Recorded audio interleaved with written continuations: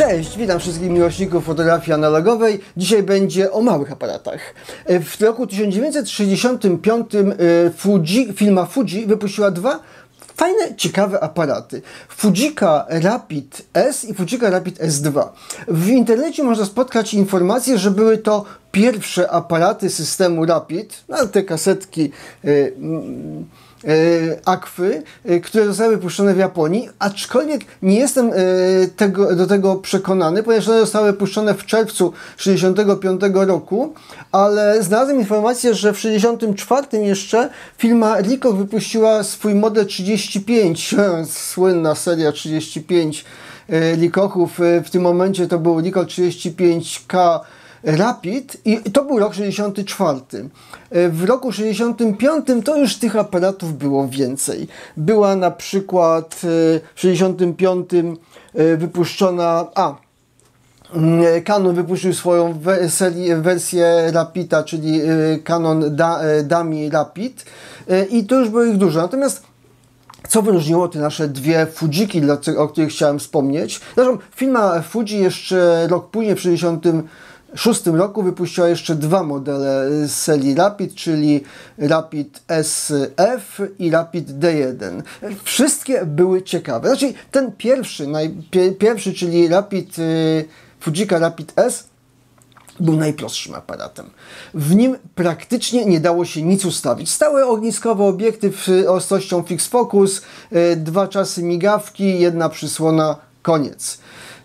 16 klatek może zrobić zdjęć i też nic nie zrobisz ani jednej więcej. Fujika Rapid S2 była już ciekawszym aparatem, posiadała światłomierz, selenowy światłomierz, który ustawiał automatycznie ekspozycję i wybór strefowej ostrości. Była też, tak jak opisują, solidnym aparatem. Niestety była też droższym aparatem.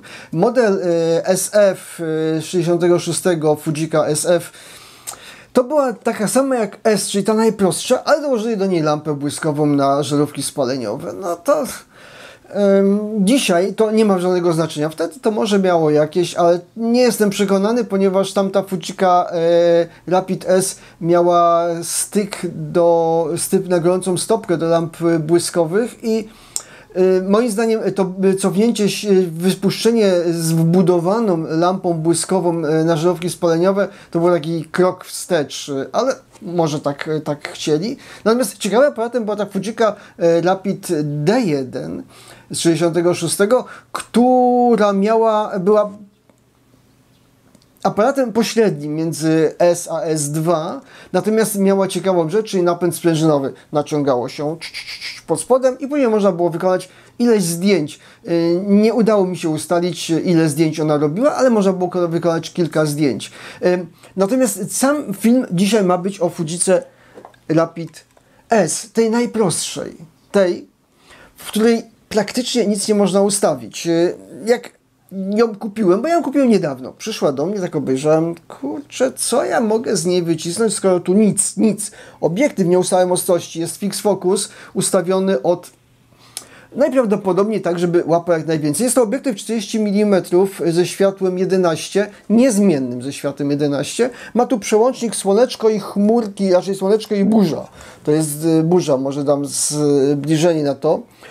Burza to nie jest burza, to jest słoneczko i chmurki i to reguluje czas 1/120 część sekundy, 1/125 część sekundy przy słoneczku lub 1/30 przy burzy. Chmurka i błyskawica. To nie znaczy, mi się skojarzyło, że to jest burze. Wow. To tylko do tego, żeby robić, kiedy świeci słońce albo kiedy leje i deszcz, ale naprawdę to jest chmurka i lampa błyskowa. Do synchronizacji z lampą błyskową, gdzie jest gorąca stopka, trzeba przyłączyć właśnie na 1/30. Aparat robiący zdjęcie na kasetach Rapid, czyli na normalnym negatywie trzeba sobie odciąć kawałeczek 65 cm bodajże. Nie wiem, mam w łazience wymierzone na półce taśmą przyklejone, ile to powinno być. Dokładnie wymierzyć, włożyć, naciągnąć. Aparat po otwarciu ma samozadujący licznik, w związku z tym włącza się na S. Przewijamy właściwą ilość. On nie pokazuje. Mamy zdjęcie numer 16, bo on odlicza od końca. I w momencie, kiedy robimy zdjęcia, to działa Przyjemnie bardzo dobrze, bym powiedział. Z moich wrażeń, gdzie bawiłem się aparatami Rapid, takimi prostymi, filmy Aqua, gdzie to się tak suwakiem przewijało, to ten chodzi bardzo dobrze. Chodzi jak prawdziwy aparat, co jest fajne. Mniej fajne może jest to, że po prostu jeśli założysz dłuższy negatyw, to on i tak jak dojdzie do pierwszego zdjęcia, to później przestanie już, kręci się w kółko, dopóki znowu nie dojdzie do 16, bo mu się zapętli ten licznik, natomiast nie jesteś w stanie zrobić na nim 17 zdjęć. Znaczy, ja przyciąłem za krótki i mi wyszło chyba 12 zdjęć, czy 14, 13 zdjęć mi wyszło. Ale co do samych zdjęć, no obiektyw powiedziałem 40 mm, światło 11, zobaczmy czym to się je. No, pytanie, które mnie nurtowało, to gdzie jest ustawiony ten punkt ostrości. I jak zrobiłem pierwszy budynek, czyli bazylikę w Półtusku, to stwierdziłem, znaczy później już oglądając negatyw, stwierdziłem, że na nieostrościach to on nie jest ustawiony. To nie jest aparat przeznaczony do tego, żeby robić architekturę, że ja idę na wycieczce i robię budynki, które są w tle tam. On jest ustawiony, tak jak tu widać po tym zdjęciu słupków, specjalnie zrobiłem te słupki, mówię, i to będzie fajne, bo będę mógł zobaczyć, gdzie mi się zaczyna ostrość, gdzie się kończy. I ona jest mniej więcej ustawiona na 5 metrów i zaczyna się od 3,5 do jakichś tam 10, a dalej to już się zaczyna robić mniej ostro. Czyli aparat został skonstruowany w ten sposób, jego głębia ostrości, żeby nie robić, jak idę na wycieczce, budynków, które oglądam, tylko robić ludzi na tle budynków. I jeśli ja zrobię portret w odległości tam 5 metrów, osoby stoją uśmiechnięte na tle jakiegoś tam budynku, to w tym momencie oni wyjdą ostrzy, a budynek będzie miał taką nienachalną ostrość, w związku z tym nie przeszkadzającą w odbiorze, ale widać, że to były Włochy, ten mały Japończyk był w Italii albo w Europie, tak było Europa w 22 państwa w 4 dni w Europie, wycieczka autokarowa japońska. I on do tego właśnie taki aparat używał, żeby te wszystko pokazać, gdzie on był. I do tego on się bardzo dobrze nadaje. Zaskoczył mnie tym, że w sumie nie mając nic do wyboru, nie ustawiając żadnego parametrów ekspozycji, no bo co ja mogę ustawić, mając jedną 125, jedną 30? No dużo nie poszaleję. Te zdjęcia wyszły bardzo przyzwoicie. Co więcej, ale człowiek, najbardziej mnie zaskoczyło zdjęcie, to jest tak, tutaj mam zdjęcie z boku chłopaka siedzącego, ja chciałem zrobić zdjęcie bez niego, ale on w tym momencie przyszedł i usiadł.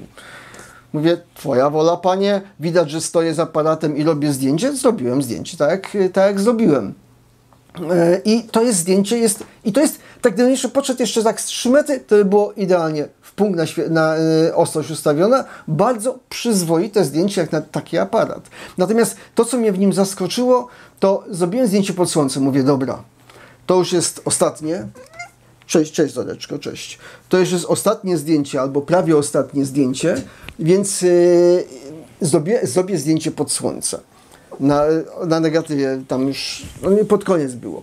Mówię, zobaczymy, jak sobie poradzimy. Myślę, nie udało mi się ustalić, ilosoczewkowy jest ten obiektyw, ale mówię, szału to na pewno nie ma. Tu nie będzie tego, że tam jest ileś soczewek w ileś grupach. Może są 2 soczewki. Ja jak myślę, że tam są 2 soczewki, ale nie wiem, nie sprawdzałem, nie rozbierałem i nie znalazłem informacji. Aparat jest niekultowy, żeby go ludzie aż tak lubili i tak się nim zajmowali. Natomiast zdjęcie pod słońce mnie zaskoczyło. To nie jest zima. Mimo że tam jest taki jakby świecący jelonek w tle, którego zobaczyłem, że chyba nie sprzątnięty. To jest maj. Tak, Zoreczko, ty jesteś z maja, tak? Ale słuchaj, umawialiśmy się, że mikrofonu nie zdejmujesz mi.